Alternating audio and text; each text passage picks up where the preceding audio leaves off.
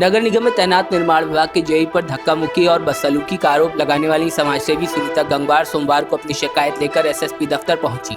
उन्होंने कहा कि घटना वाले दिन भी उन्होंने एसएसपी को इस मामले से अवगत करा दिया था, तो उन्होंने कार्रवाई का आश्वासन दिया, लेकिन आज तक कार्रवाई नहीं हुई।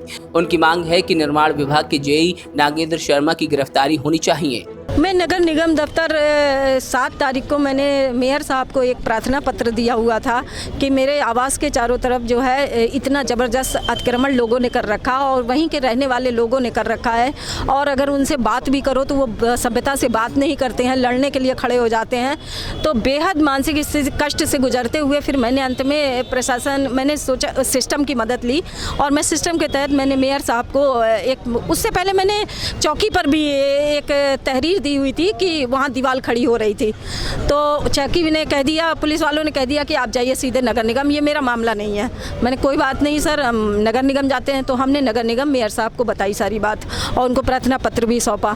तो मेयर साहब ने उस पर तुरंत संज्ञान लिया और उस पर आदेशित किया कि ये जो अतिक्रमण है बिल्कुल ये नाजायज़ अतिक्रमण है और इसको हटाया जाए।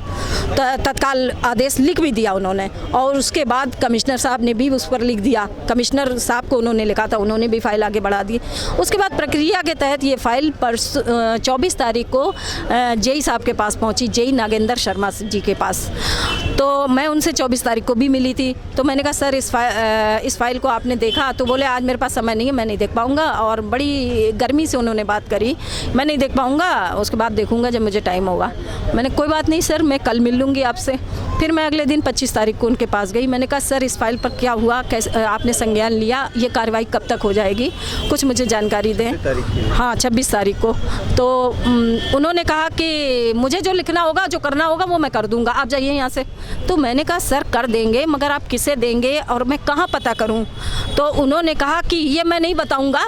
और तो मैंने कहा सर ये तो बताना पड़ेगा ना कि मैं कहाँ पता करूँ? तो बोले, मैंने कहा ऐसे थोड़ी काम होता है। तो बोले ऐसे ही काम होता है, भाग यहाँ से बदतमीज महिला चली आती है। और ऐसा कहकर पूरा स्टाफ खड़ा हो गया, वो भी अपनी सीट से उठकर खड़े हो गए मुझे धक्का देने के लिए। और उन्होंने जब छोटा सा रूम था, मुझे धक्का देने के लिए जैसे ही अपना हाथ बढ़ाया, यहाँ तक मेरे हाथ पहुँच चुके थे। फिर मैंने खुद को बचाने के लिए अपने आप को पीछे कर लिया। मेरे साथ ये कोषाध्यक्ष जी साथ में थे, वहीद अहमद अंसारी जी। तो इन्होंने मेरे आगे ऐसे हाथ लगा लिया और मुझे पीछे रूम से जल्दी से मुझे बाहर निकाला। उसके बाद मैं रोते हुए, आंसू लेते हुए मैं वहाँ नीचे पहुँची कमिश्नर साहब के ऑफिस में। वो वहाँ नहीं थे, वहाँ कोई मीटिंग चल रही थी, सहगल साहब आए हुए थे, सभी अधिकारी वहाँ मीटिंग में थे। तो इसलिए कोई अधिकारी मुझे उस दिन नहीं मिला और मैं बहुत 1 घंटे लगभग वहाँ बैठी रही। मैंने एसएसपी जी को भी शाम को एप्लीकेशन दे दी थी उनके खिलाफ कड़ी कार्रवाई करने हेतु 26 तारीख को ही, और उन्होंने कहा कोतवाली भेज दी जाएगी और उसके बाद जो है इस पर कार्रवाई होगी।